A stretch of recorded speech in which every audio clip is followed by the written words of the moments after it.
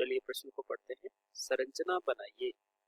एक यौगिक दे रखा है जिसका नाम हमें दिया हुआ है सिस डाई क्लोराइडो टेट्रासाइनाइडो क्रोमेट थर्ड। चलिए हम सबसे पहले हम क्या करते हैं, मुख्य अवधारणा लिखेंगे। मुख्य अवधारणा, और मुख्य अवधारणा में लिखेंगे आईयूपीएसी नाम से संरचना बना। कैसे बनाएंगे? चलिए, हमारे पास जो आईयूपीएसी दे रखा है उसके अनुसार हमें दे रखा है सिस का मतलब होता है समकक्ष, ठीक है। और हमें दे रखा है डाई क्लोराइडो या ठीक है, डाई क्लोराइडो टेट्रा, क्लोरो या क्लोराइडो एक ही बात होती है, ठीक है। टेट्रासाइनाइडो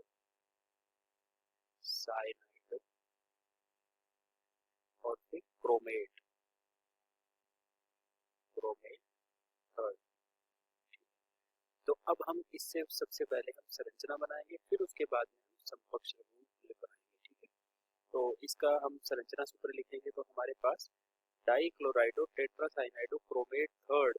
तो इस पर हमें आवेश का नहीं पता है, तो ये संकुल बना लिया हमने। और इसके अंदर हमारे पास जो क्रोमियम है वो केंद्रीय परमाणु है, और डाई क्लोराइडो का मतलब 2 Cl है और 4 साइनाइड है। Cl जो है वो कितने हैं, 4 है।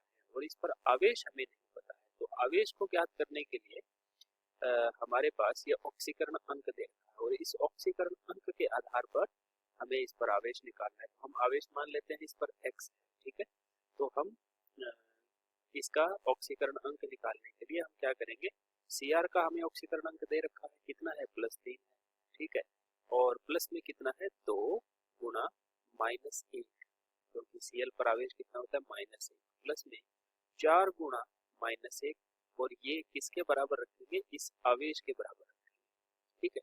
तो यहाँ से x का मान कितना आता है, यहाँ से x का मान आता है -6 +3, यानी कि x का मान आता है -3 x का मान कितना आता है, -3।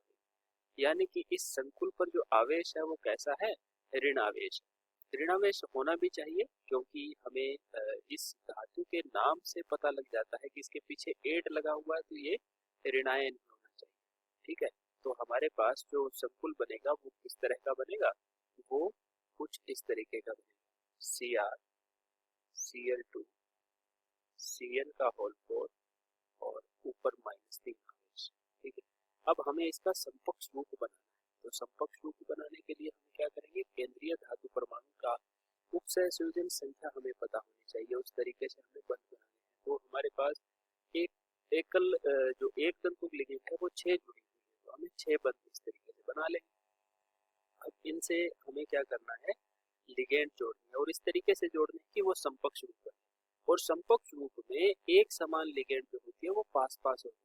कहने का मतलब, अगर Cl है तो वो पास पास होनी चाहिए, और चारों Cn जो है उनको हम इस तरीके से अगर लिख देंगे, बंधों से बना देंगे, तो ये हमारा समकक्ष रूप हो जाएगा। और इस पर आवेश कितना है, -, ये हमारा समकक्ष रूप बन गया है, या सिस रूप बन गया है इस यौगिक का, डाइक्लोराइडो टेट्रासाइनाइडो क्रोमेट, ठीक है।